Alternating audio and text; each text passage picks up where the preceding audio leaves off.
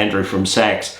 I'm going to have an evidence-based conversation with you about diversity, equity and inclusion today. And I'll be really addressing the topic of should these efforts be killed off. Firstly, I want to talk about at the social level and a thing called the civilising influence, which was dealt with in great detail by Steven Pinker going way back to 2012 in the book called The Better Angels of Our Nature. That book was an investigation of the history of violence in amongst human beings.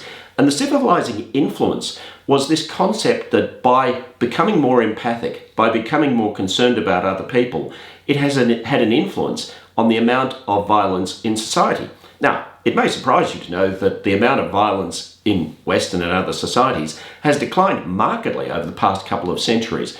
And in fact, if you go back 300-400 years ago, the number of wars that were taking place across the world was much higher. I know the press wants you to believe that the world is more violent now than it was previously. And of course, there is violence, and should we keep working on it? Absolutely yes. But the civilising influence is one of the things that has caused violence to decline. And the civilising influence is partially driven by an empathic view of other people. DEI encourages that. So I'm going to say that DEI is a good thing at a social level.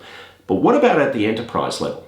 If we look at the business case for DEI, you see that Baraki, and this is not the only study that discovered this, but a range of studies identified that organisations that have DEI programs perform better commercially. They're more profitable. They have better growth than organisations that don't. So you're not going to cost yourself money by DEI programs. You'll actually make it. Secondly, high levels of engagement and productivity. So engagement and productivity is measured by psychological measures, but also, of course, by practical measures like how much work are people producing and what's the quality of that work. And we know that when people have DEI programs, they tend to feel better about their work. I mean, there's a sense of justice in this, but also a sense of inclusion for me. I mean, if the organisation is not supportive of diversity in the workplace, then how do they feel about me? What does that make me feel like? Am I the next to be excluded? We also know that enhanced innovation and job satisfaction occur in organisations that have DEI programs. Enhanced innovation. Well, I think that when organisations are inclusive of their nature, that creates a perception that ideas will be tolerated. It creates a perception that if somebody comes up with a new way of doing things, instead of being held down for that, it will be tolerated and it may even be welcomed. Now, this relates to a thing called positive deviance. Positive deviance is a really powerful driver of change in organisations. Positive deviance is where somebody does something that's different from what we typically do, but it makes things better. So positive deviance is something that we should pay good money for, really, because it causes us to be better and it's done spontaneously. DEI programs encourage that. But if you hear the hysteria against DEI, it makes you wonder why are people so intolerant of tolerance. And in fact, in a big study that SACS undertook with Deakin University and other academics in 2019, we tested a hypothesis that there were 4 drivers for intolerance. And we didn't make these 4 drivers up. They were in the research literature previously, but in this great big study, we used measures to see if we could validate or invalidate these 4 measures. And the study validated these 4 measures very strongly.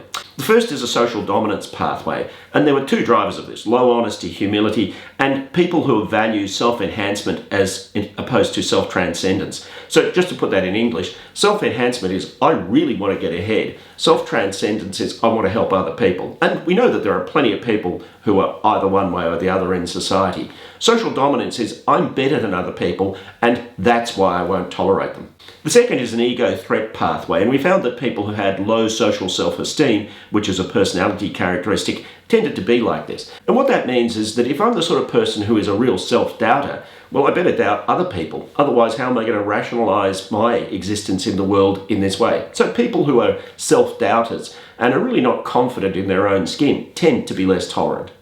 The third pathway was a conservatism pathway, so low openness and values associated with conservatism. Well, if you think of how people hate DEI, often it's because, look, I want things to be like when I went to school. I want things to be like when I had my first job. I want things to be like when I did my degree. In fact, it's a yearning for the past. We cannot go back to the past for many good and sensible reasons. The fourth pathway is a low cognitive complexity pathway. The The low IQ bit says if you're not very smart, you are much more likely to be intolerant. Smarter people tend to be more tolerant. The second bit about openness to experience is about being broad-minded. So if you're not very smart and you have a tendency to not like new stuff, you are likely to be intolerant. So, should you kill your DEI programs? Well, I think at a social level, at an organisational performance level, and at a staff wellbeing level, of course, you should sponsor and support DEI programs. If you'd like to learn more about any of these evidence-based perspectives on human resources, click on the link near this video or come to SACS and we'll do what we can to help.